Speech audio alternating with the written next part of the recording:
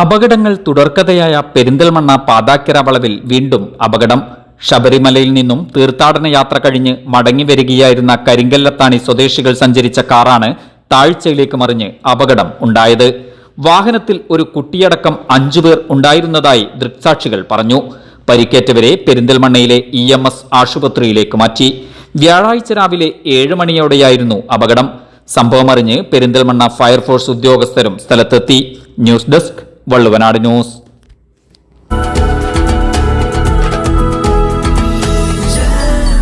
Jam June Hypermarket, exceeding expectations.